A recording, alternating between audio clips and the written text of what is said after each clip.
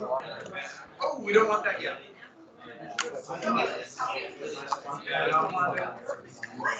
Who got 7 or better? Raise your hand. 7 or better. There's a few holes here and there. Who got 3 or more spider monkeys? Oh, wow. That's. You didn't get 3. I did. I got 1.7.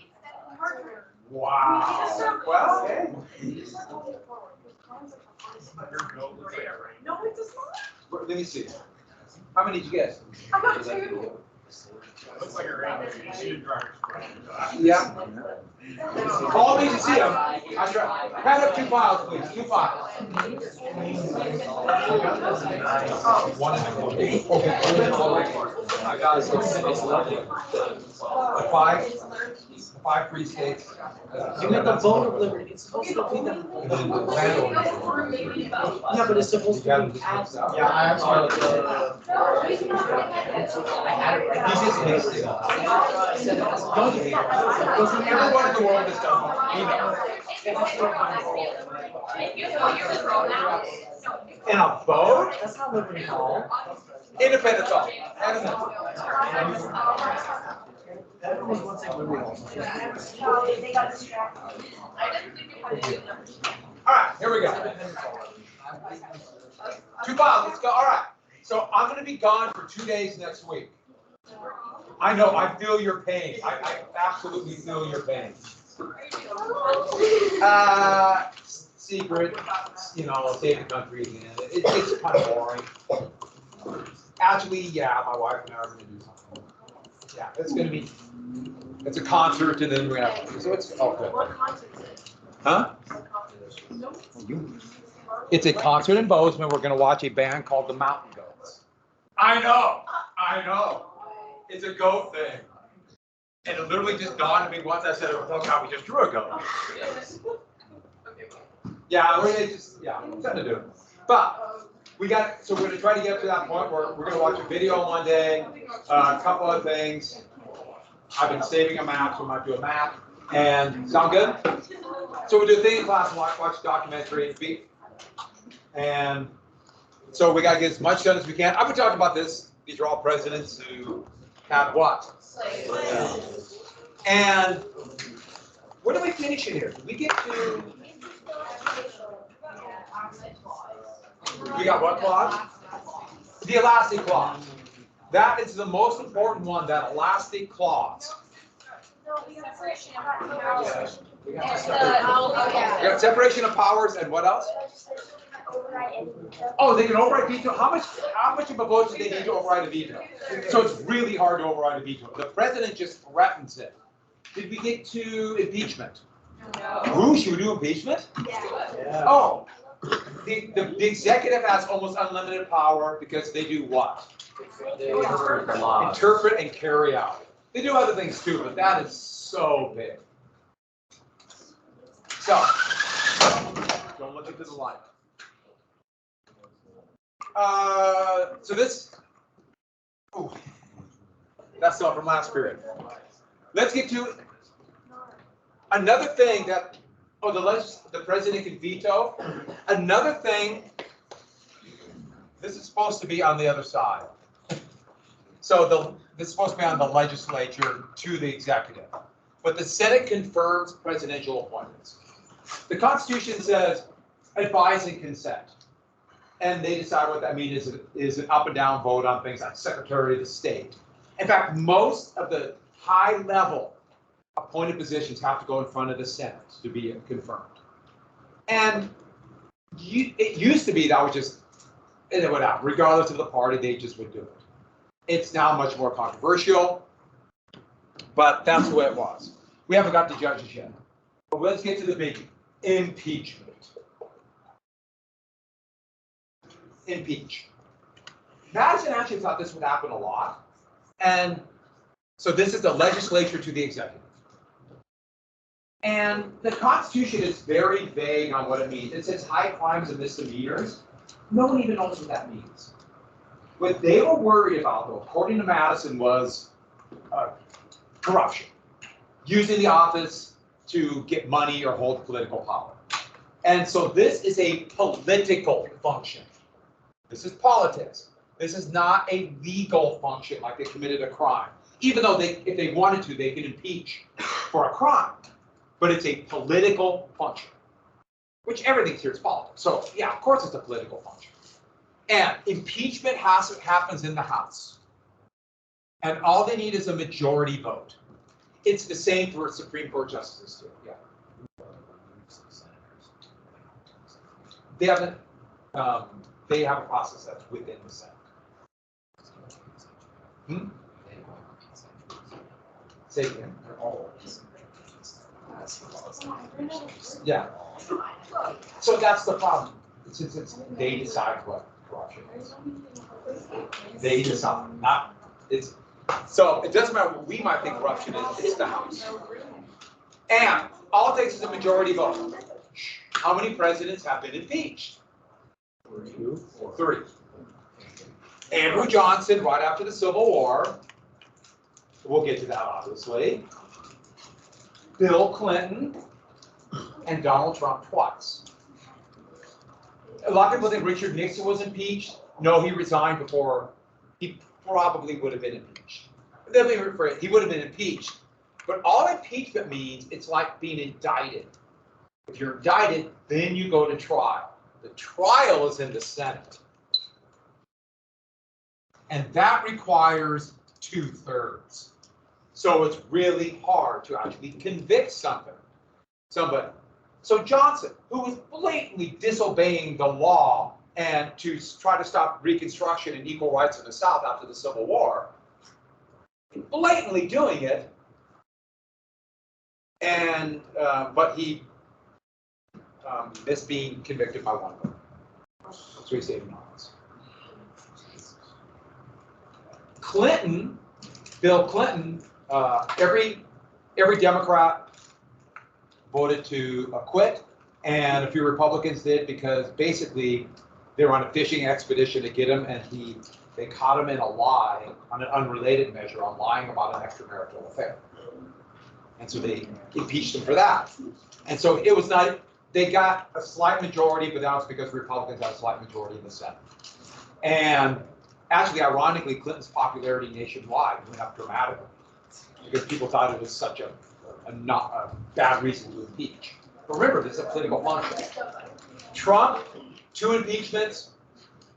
The first impeachment, remember, all they needed is a majority vote, so all the Democrats voted to impeach him. They had the majority in the House.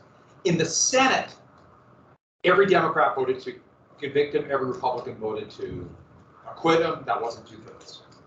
The second impeachment, the first one was over a phone. He was basically trying to extort Ukraine for dirt on, he thought he was running against Joe Biden, and threatened to withhold aid that was promised to Ukraine, especially weapons. And it was, the conversation was taped, they knew it, which is ironic considering the Russian invasion of Ukraine coming up, but Trump is pro-Russian. But the next one was about the January 6th insurrection, and he got every Democrat in the Senate and a few Republicans to convict, but it wasn't 2/3. That was the first time a member of the party of the president being impeached actually voted to convict. It was the first time. Of course, there hasn't been that many impeachments, because to get over this barrier is really hard. And the idea, the impeachment of Clinton just seemed just so petty, and not dealing with the office of president. I mean, yeah, Clinton did some things that were very questionable, but it didn't really need the corruption of the presidency. And right now, there was a hearing on, last Friday, there was a hearing on Biden to impeach him. And it was clear after the meeting, it was kind of a disaster. They didn't have anything, including one of the witnesses said, you have nothing to impeach him with. Doesn't mean it still won't go on, but that's where we're at right now. This rarely happens. So that's House and Senate, good. We will come back to impeachment. Why did they have impeachment? It was the same deal with this idea of, it's a little bit of British common law in the history, and also this idea of the king getting the power at birth, holding it continuously. There needs to be some process. So it's a combination of English history and that. So let's get to the next one. The judiciary. Article 3. Same deal, arrows. arrows, Article 3. And there's virtually nothing in here. There's nothing there. It basically says there could be a Supreme Court. Doesn't say anything about it. Doesn't even say their powers. In essence, also a federal court and some kind of appeal, court of appeals. That's it. It doesn't say anything. It doesn't say what they do. It doesn't say what their powers are. And so they basically winged it. And then in 1803, the Supreme Court would give themselves a massive power. And so legislature has two things: confirms judges. This is the Senate. And there's a lot of judges. And usually it was just the same deal. They just would confirm. But during the Obama administration, when Republicans took control of the Senate, they refused to confirm any judges he put out. And so there was a backlog of judges. And then when Trump became president, he appointed more judges than ever before in history. And the Democrats learned for that, because that has been now superseded by Biden, who is just as fast as they can appoint judges. That's what they're doing right now. We're talking about all the federal judges, Court of Appeals, all those judges. And a slight power they have. They literally create the court system. They created the whole thing. There'd be a Judiciary Act. We'll get to this. Where they created the federal court system, the Court of Appeals, and the Supreme Court. They decide how big the Supreme Court will be. They decide the powers of the courts. They decided what judges will serve on what court, because it's a lifetime appointment, but it doesn't necessarily say they'll be on this court. So the Supreme Court has how many members today? 9. 9 members. It had 7 for a while. It had 9. It had 8. It had 9 again. Then back to 8. Then 9. It's been 9 for a very long time. If Congress decides they can make it 1,000, they can make it 1,000,000. They need a big room. But the Supreme Court has been 9 since the last century. And our country's a lot bigger. There's arguments for increasing the size of courts, but they create the whole system. What power does the court have? This is not clear, but this is the power they gave themselves. This goes a little bit to English common law, but they literally gave themselves the power of judicial review. What is judicial review? This is what you have to add. They can test the constitutionality of laws. The constitutionality of laws. But not all laws. There has to be a court case. They only check the constitutionality of laws if there is a court case. So if there's no court case, the court system has nothing to do with it. And that means there has to be somebody directly affected by a law. It's called standing, and they have to go through the whole process of the court system. That is why, if you ever look at some of these diagrams, and the book implies it, and a review book, which I like, but the review book says the judicial system interprets laws. No! Only laws that have a court case. So there are laws on the books that are clearly unconstitutional. But if there's no court case, there they are. And a lot of them are ignored, just so that we just act like we never passed them. This is an immense power. This is not in the Constitution. They gave themselves that power. 1803. We will come to this. It's called a court case called Marbury versus Madison. We said we have the power to check this out. This is going to be highly debated because Madison thought the executive would test the constitutionality with the veto. But that never really happened. The veto became a purely political measure. And so that's a huge power of the court. And the current court, it's always named after the Chief Justice of the court. So at the first court, John Jay was the first Chief Justice of the Supreme Court, so it's called the Jay Court. Today, it's the Roberts Court. He was appointed by George W. Bush, before you were born. And no court in American history has applied this more than the Supreme Court. No court in history. Nobody even compares. They are overturning laws so fast. It's kind of shocking. Now, some people would say that's good, some people say that's bad, but the court is just grabbing power. And so that's where we're at today. So I want to say this is immense power the court is giving themselves. The executive appoints judges. And how long is a term? Lifetime. It's a lifetime appointment. Now, the idea was that it'd be a lifetime appointment so they would be impartial. They wouldn't have to run for re-election. The problem with that is it's a lifetime appointment. So what if you get somebody who's clearly corrupt? Oh, I almost forgot something. They can impeach too. But there hasn't been a justice impeached for 220 years. And Justice Pickering, and he was clearly corrupt and insane. Lifetime is so they're impartial, but you're stuck with them, regardless of even if they're blatantly corrupt or incompetent, which has happened, because it's really difficult to impeach. Really difficult. Yeah, I would say it was corrupt to get in the because Why wouldn't they? If they're confirmed, they're in.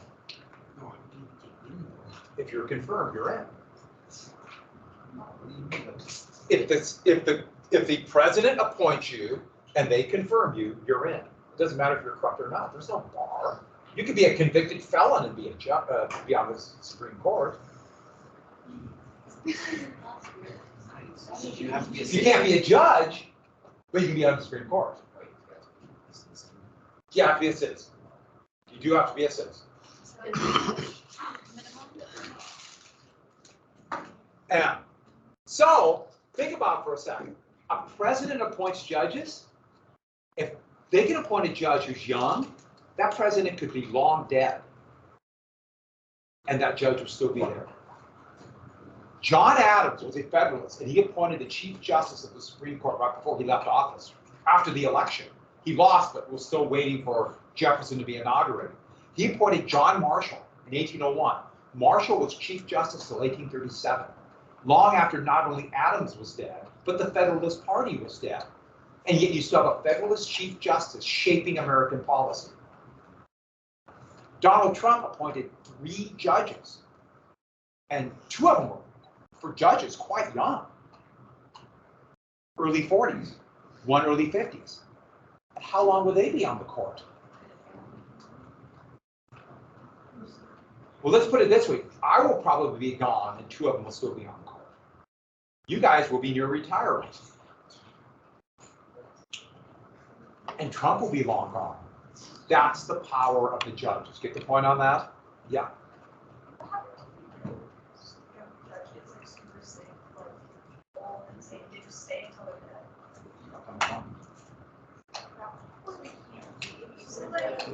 They're like senile. Doesn't matter. It's a lifetime appointment. There's And no like maximum. No.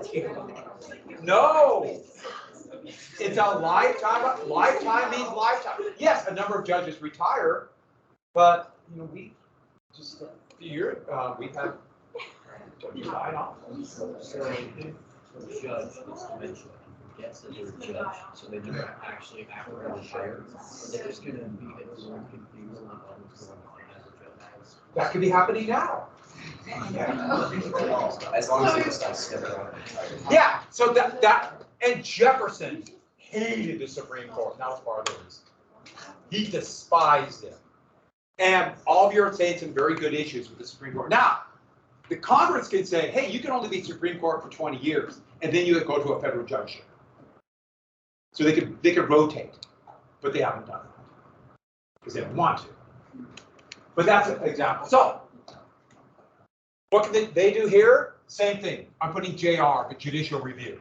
So they can look at presidential actions. So for example, when Richard Nixon was recording White House conversations for various reasons, we'll get to that in April. But Nixon, on these tapes, were clear examples of Nixon committing crimes.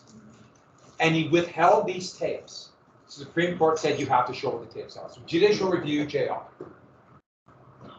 Nixon held these tapes. That's a pretty good diagram. Don't you like that? Does everyone's else look like that? Probably not as good. They can't match that. Huh? Is everyone just have stuff all over? Hey, as long as you know what you mean, right? Okay. So, I don't know what to that's the government. And does anybody else around the world do this? No. Nobody. There's some that have a little bit similar to our system, but it's still a parliament. Parliament is by far the most popular form of democratic republic. If the United States was going to, like, if it would have started, let's say, we would have to do to a constitution, we would be a parliament. You know, that's just because it's very efficient. There's some clear inefficiencies here. There's some issues. We just talked about with all the judgeships, but it doesn't mean it's bad. It clearly has worked, but there's some issues too. Remember, the United States just about ended in the 1860s, had a little war. And that was part of the reason was the Constitution was very inadequate. And so, remember, this is a bunch of compromises. They threw this stuff out and nobody liked the 3/5 compromise. Nobody liked the slave trade compromise. How long did they say they wouldn't touch slavery for? Yeah, no one liked that. It just was there. And so, say goodbye to this picture. Let's get to a few things there.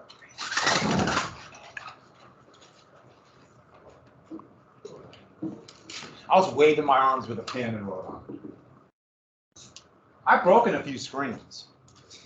I was waving a ruler around and now I don't let myself do that. I know you're wondering, why did you have a ruler? Why not? Yeah, put the ruler right through it. I want to draw it.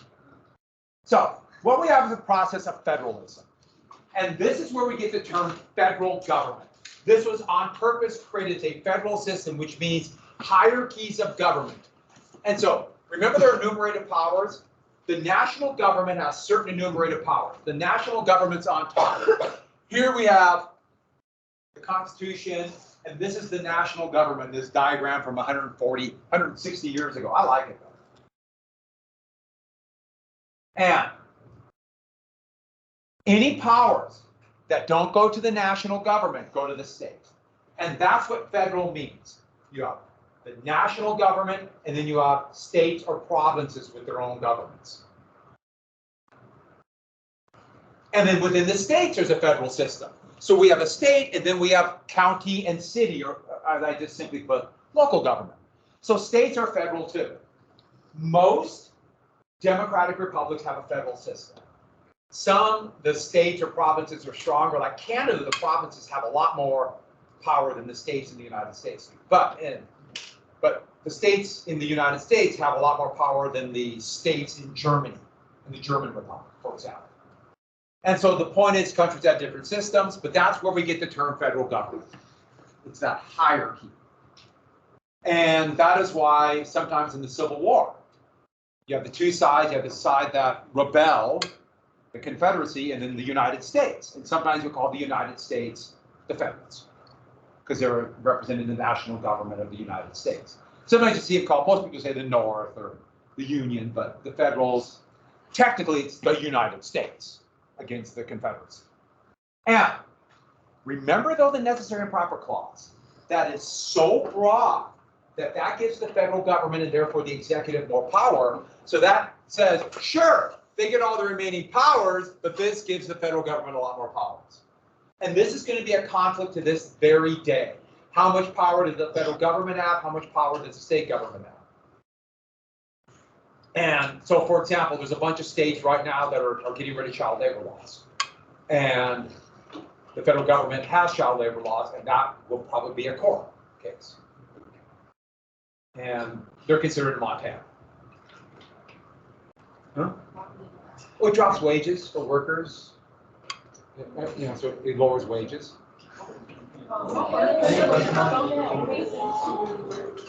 And yeah, and I think that's right. I think 10-year-olds should be in fabulous. I agree, yeah. But it's a lot of states. This is usually getting rid of workers' rights. It's more of a Republican thing, but you know that's just what's happening now. A big one, like for Montana's environmental laws. The state now wants to get rid of more environmental laws, and so they want to go below what the federal has. That's a big fight right now. Okay, so you can change it. Remember, the articles required 13 states. This only requires only 2/3 of Congress and 3/4 of the states. So it's slightly better, but it requires more. 2/3 of Congress, and then I didn't put it down, but the president must sign it. You know, it'd be like a law. It's 2/3, super majority, and then 3/4 of the states, either state assemblies or this has only happened a couple times, state conventions. Is this part of necessary? No, this is all. Yeah, this is separate. Amend the Constitution to make a change. That is why it's only happened 27 times. It's almost impossible to amend the Constitution. In fact, 11 of those amendments to the Constitution were first proposed back in 1790. The last one amended to the Constitution, the 27th, was written by James Madison. That's the last amendment to the Constitution. It's going to be part of the Bill of Rights. Then it was ratified in 1992. So it's really impossible to change. I mean, how are you going to get 2/3 of Congress to decide on anything? Heck, the House can't even vote on anything now. And 3/4 of the states.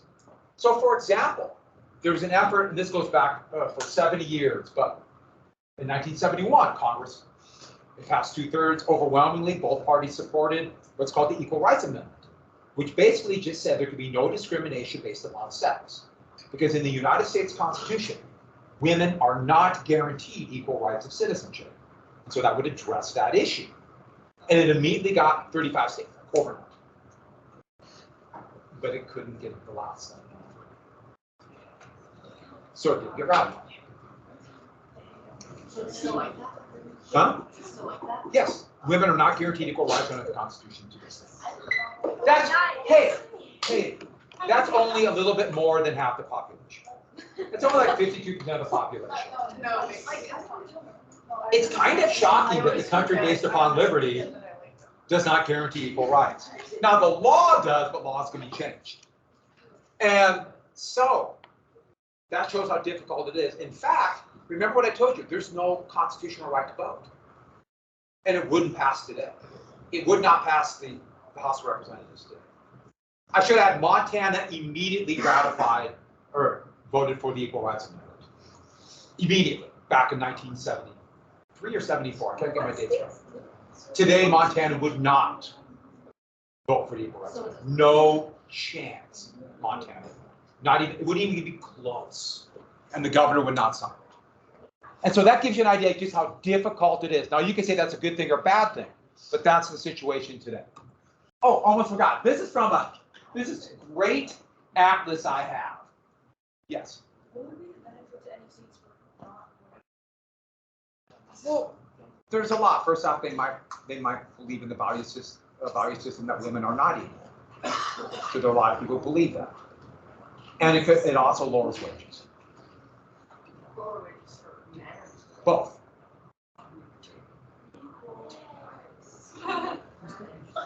Women certainly. Women are paid less to this day, a lot less than men. But it also lowers wages for most men too. But back to this. Oh, I will tell you about wages. I will tell you more. There's a lot of this class coming up. And we're still in the Constitution. Speaking of that, there's a great atlas that's done. It's called the Atlas of World History. I love this atlas. And I had to take a picture of this because it had these diagrams of countries' governments. And that's the diagram of the U.S. government. I know what a lot of you are thinking. Why did I just put this diagram up? Why did I have to explain anything? This tells you everything you need to know. Why is there a black triangle? Oh, I can't what it's even talking about. That's not. It's a great atlas. It's the best. atlas of world history, but it has this, yeah, stuff happens. It's not horrible, but it's, yeah. All right, so what we created was a republic. A republic. I have the atlas here, don't I? Yeah. Is this? Don't print it. It's fantastic. Just for a quick read, quick look up stuff. But you need to look up something, it's great. It's a lot better than, the internet gives you a lot of iffy stuff. It's a great quick look up thing, but they don't print those anymore. I rarely find things so good. So we have representation, we're called a democratic republic, but we're not really a democracy. It did not create anything like a democratic republic because most of the positions were not elected. And we're not a true democracy because we don't vote on everything. We have democratic elements. And they feared majority rule. And this is the essence of American democracies, that we believe in the long run of majority rule. But remember, we don't have that to this day, like, for example, for the president. Now, you can say that's a good thing or bad thing, but we don't have that. And what they did is, this was on purpose. They talked about the people who are the best suited to govern, or are like the government of a better sort of people. The elite should run things. Who are the elite? Well, huh? They were what? You said it. Rich men, a lot of slaveholders, merchants, and all the people at the convention. Us, we're the best. Don't you want the best to run the government? I mean, be honest, don't you want the best? Nope. But of course, they might have different points of view. And that is why they wanted to protect that minority of people. So when you read Federalist Number 10, Madison lays out very clearly who this minority is that needs to be protected. Very clear. And protect this minority. A few more things then. So that's why there's so many barriers. They don't want the people, the turbulent mob, to affect people. And they remembered how organized groups pushed towards independence. Even if they wanted independence, they didn't want that to happen again. And of course, don't forget, they didn't want more Shays' rebellions. We got to control this. A strong government to put down rebellions of the people. That is why all of these things are anti-democratic. The president, remember, the Senate was appointed by state assemblies at first. Courts, judges are appointed and a lifetime term, regardless of what happens. And terms themselves, let's say you nominate not only a lifetime term, but let's say there's a president that's clearly incompetent and corrupt and vile and destroying the country. If you can't impeach him, you got to wait till the term's done. You're stuck with him. In a parliament, if the government loses its majority, they get what's called a vote of no confidence, boom, there's another election right there. And it can literally happen the next day. You know anything about Italian politics in the 1970s? That happened. Just throw out the government. Now that's chaotic. That's a little bit too much, but you can get rid of a corrupt government easier. And there's no right to vote in the United States. That does not exist. Now, there are parts of the Constitution and amendments about voting, but it never actually says there's a right to vote. And if there's no right to vote, that means, can't they put up barriers to vote, restrictions to vote? If there's no right to vote, do they have to count your vote? Do you see how this could be potentially abused? Would it be abused? Wait till we get after the Civil War. And it protected property. It protected property. Property is protected under the United States Constitution. Since most people don't have much property, this is kind of a benefit to the elite. And don't forget, what's the most important property to a significant number of them? Slaves. So the Constitution, even though it never mentions the word slavery, it calls them the people in the condition of servitude. by protecting property, and also says if they run away, they must be returned. What's called a fugitive. Slavery is protected. That will be an issue. And why do they do this? No radical change. No radical change. They don't want things to change. Think how hard it is to change the government. It's hard to amend. Just to pass a law, you have to pass both houses of Congress. Then it has to be signed by the president. And then there's a potential now that it could be thrown out by the Supreme Court. And the House and the Senate make their own rules. That's in the Constitution. Well, in the House today, they cannot vote on anything until there's a Speaker of the House. There's no Speaker of the House today. And there's a very good chance there might not be one for a year. Because the ruling party is so divided. And the Senate requires 60 votes to pass a law. Do you get how difficult it is to pass a law? Who does this benefit? If you can't change things, who does it benefit? The people who rule. All of you are saying different versions of that. If you can't change the government today, the same people will be in charge tomorrow. And the same people will be in charge tomorrow.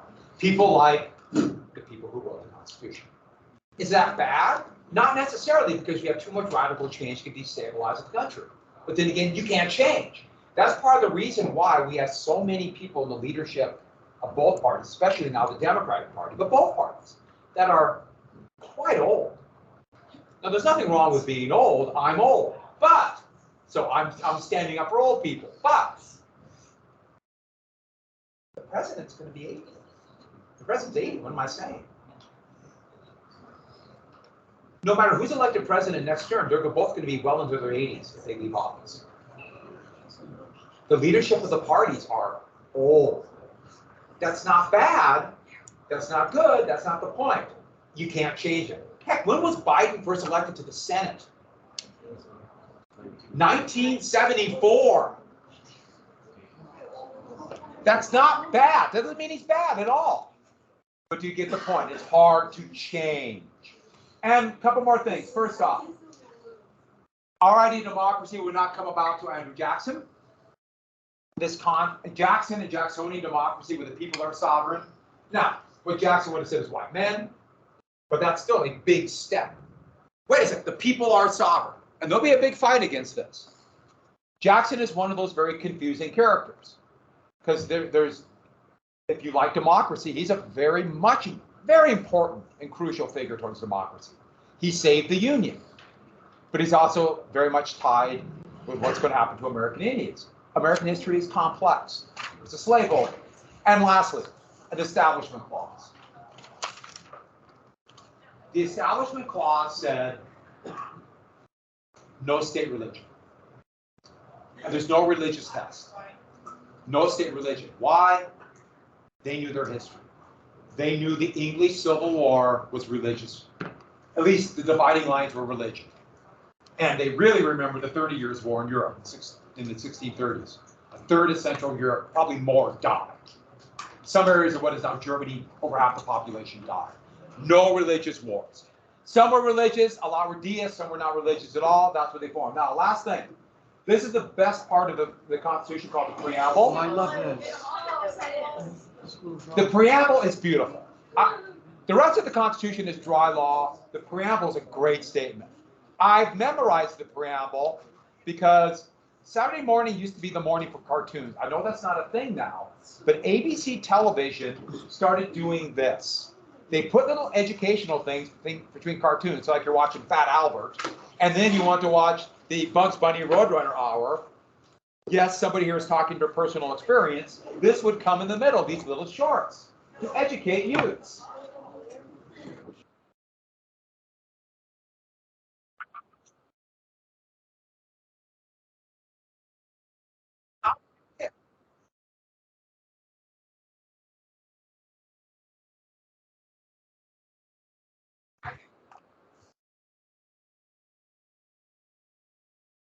Independence Hall today.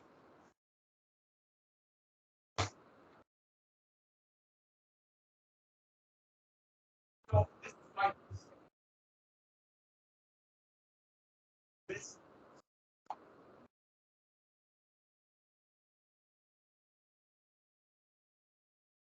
So,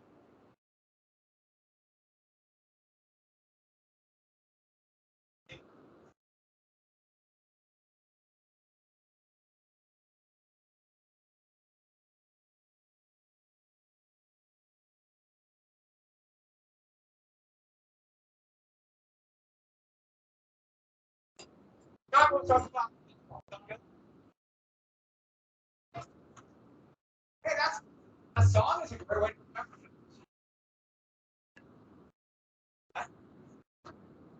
Get it?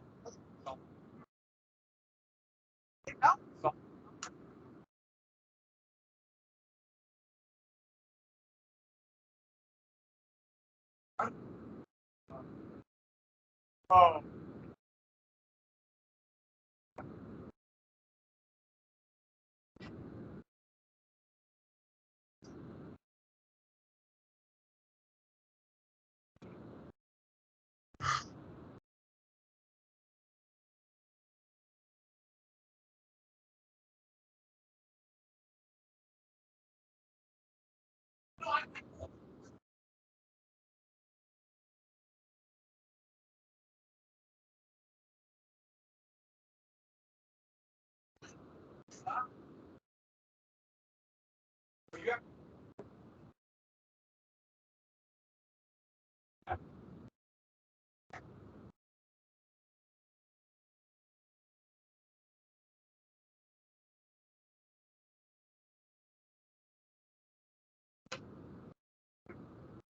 I just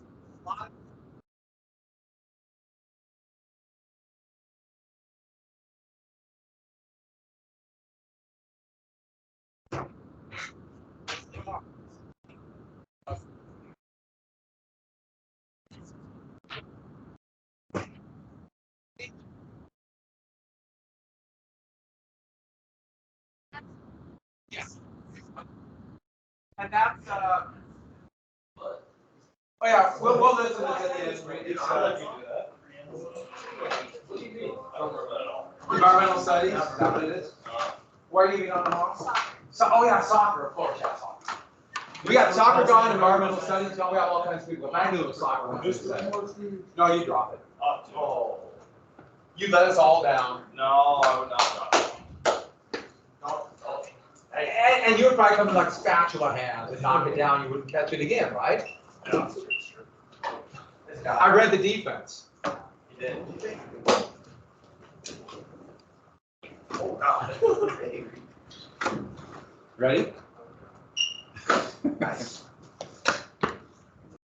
Spaghetti? Yes. We don't know what. Oh, he did catch it. Now.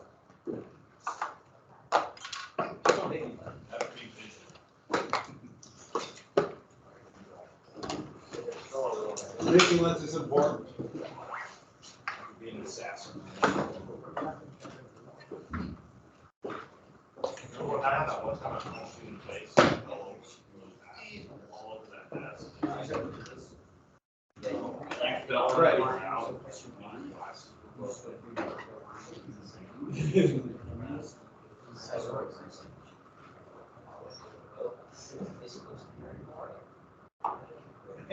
You're right. Today is a beautiful day. Actually, this will be, I think, probably our last nice weekend. This is the first Thursday that I've been in school. True, yeah. You know, we should honor that with a quiz. Oh my gosh. Half sheet of paper, let's take a quiz.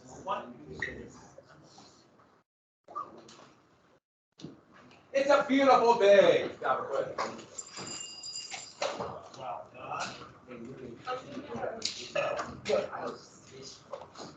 Yeah, so just put whatever you got to do and then. And you know what you're doing? Yeah. Get it squared, we'll get it squared away. Half sheet of paper number 1. Give me a number. 5. 54, okay. Let's just go 8. I know you want to do more, but let's just stick it in. All right, here we go. See, did not balance. That's, That's the talent. oh! Somebody left a piece of chocolate here. I didn't even notice this. And they put down, identify as a Kit Kat. Well, Kit Kats are the perfect food. I told you that, right? They are. Haven't I told you why Kit Kats are the perfect food? No, you haven't. I'll tell you.